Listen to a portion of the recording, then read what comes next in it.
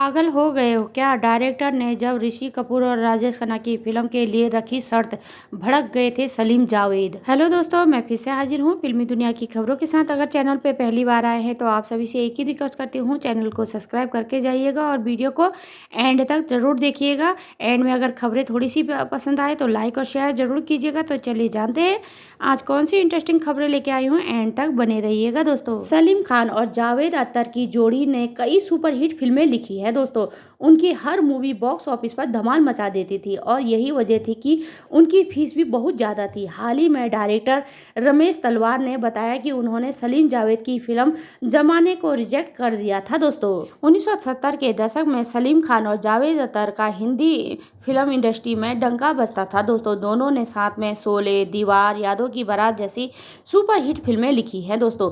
वे film industry के सबसे महंगे स्क्रिप्ट राइटर थे दोस्तों। वो एक दौर था जब कोई भी उनकी फिल्म को मना नहीं करता था, लेकिन एक डायरेक्टर ने सलीम जावेद की फिल्म करने से इनकार कर दिया था दोस्तों। उनका नाम था रमेश तलवार। रमेश तलवार कई सालों से यश चोपड़ा के साथ बतौर असिस्टेंट काम करते थे दोस्तों।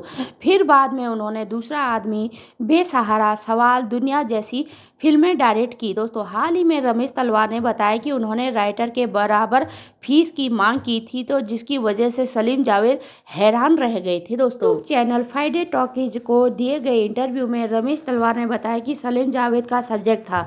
वे चाहते थे कि मैं जमाना फिल्म का डायरेक्शन करूं, क्योंकि वे ऋषि कपूर और राजेश खन्ना को साथ में कास्ट करना चाहते थे और मेरी दोनों से अच्छी बनती थी। ये सबको पता था कि ऋषि कपूर और राजेश खन्ना की आपस में बनती नहीं थी और इसका कारण था डिम्पल कबाड़िया, क्योंकि डिम्पल कबाड़िया ने पहली फिल्म ऋषि कपूर के साथ की थी और फिर राजेश खन्ना के साथ शादी कर ली। इसी वजह से दोनों के बीच दरार आ गई थी दोस्तों। रमेश तलवार ने बताया कि जमाना फिल्म करने में उनकी कोई दिलचस्पी नहीं थी, क्योंकि वे लॉस्ट एट टू फाउंड टॉप पर आधारित थी, जो कि उन दिनों हिंदी फिल्मों में आम थी। वक्त, यादों की बारात जैसी फिल्में बच्चे बचपन में बिछड़ जाते हैं और बड़े होकर मिलते हैं, सभी ने उनको अपनी अपनी फिल्मों में इस्तेमाल किया था।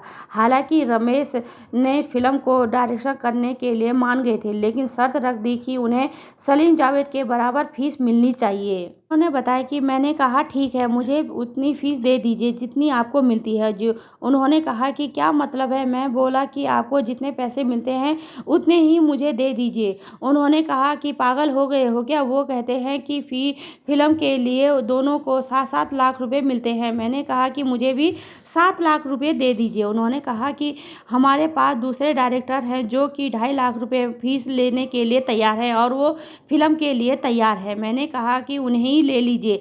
हालांकि बाद में रमेश तलवार को जमाना फिल्म का डायरेक्शन करने की जिम्मेदारी मिली थी दोस्तों। डायरेक्टर ने कहा कि वो फिल्म मुझे मिली, इसके पीछे जो भी कारण रहा हो, राजेश खन्ना या फिर ऋषि कपूर समझ लो, वैसे भी उनके साथ उनकी फिल्मों में खुलकर चर्चा होती थी, यहाँ तक कि एक असिस्टेंट डायरेक्टर के बतौर पर भी।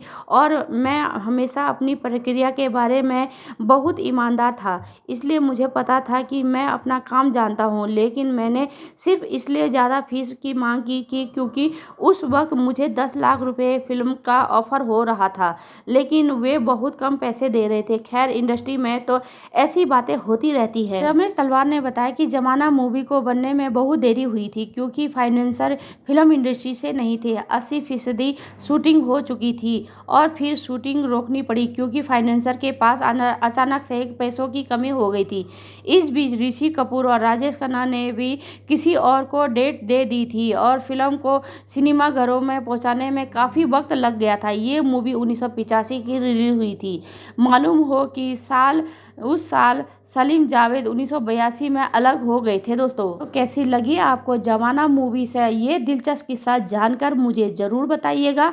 मिलती हूँ एक और नई खबरों के साथ, तब तक रखना ढेर सारा ख्याल। Bye bye, take care.